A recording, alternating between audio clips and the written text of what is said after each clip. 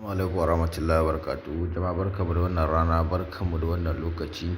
Allah ba mu albarka wannan rana, Allah ba mu albarka wannan lokaci. An dan ji mu shiru kwana biyu insha Allah, sakamakon hidindimu insha Allah shine sa muka kasa fitowa mu zo mu bada wani abin da Allah ya sa muka samu. Alhamdulillah yau kuma ga mu dauke da wani mujarrabin tasrifi.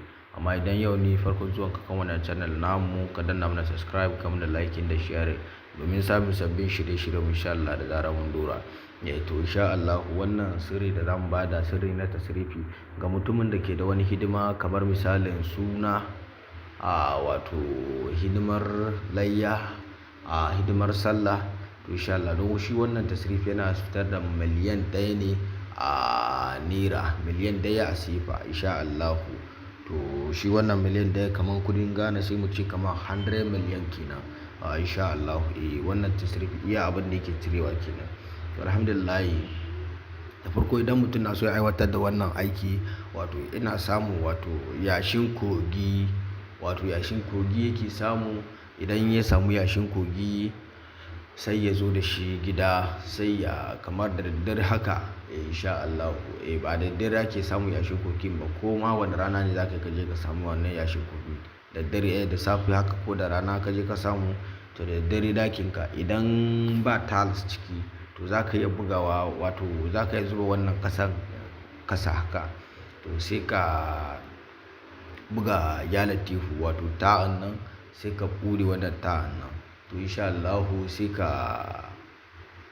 rubuta adadin kudin da kake bukata. To miliyan iya haura wannan kudi gaskiya baya cire kudin, baya yi abu, wannan tasrifi baya yi. Idan ya haura wannan kudi, wato miliyan da muka yi magana, baya yi. To insha Allah kar ya haura wannan kudin, to ko kuma ya kasa da miliyan ɗaya. To alhamdulillah idan mutum ya rubuta haka, to sai yayi maftahul hamal, yayi alwala, ya zo yi sallah a raka'a 2. To insha Allah Fatiha da Al-Nasra, Fatiha da wato Inna Anzalnahu insha Allah. To idan ya gama sai maftahul amal. To amma idan dakin ka ko tiles, to zaka shimfida wato farin yadi ne, sai ka baza wannan kasa kan shi, sai ka samu wani kuma ka rufe. Idan ma ba tiles, to zaka samu wani kuma ka rufe. To kwana 4 ne ake wannan aiki. To insha Allah to sai ka zo ka zauna kai lazimin wato ya latifu 100 da wato 1029 ake yin wannan aiki kullum a dare duka insha Allah. Sau kowane kwana 4 insha Allah mutum zai zutar da muradinsa insha Allah. Wurin ya cika kaf da kudi insha Allah, adadin miliyan ne. Neman karin bayani tuntuba kan wannan lambar waya ta mu. Assalamu alaikum warahmatullahi wabarakatuh.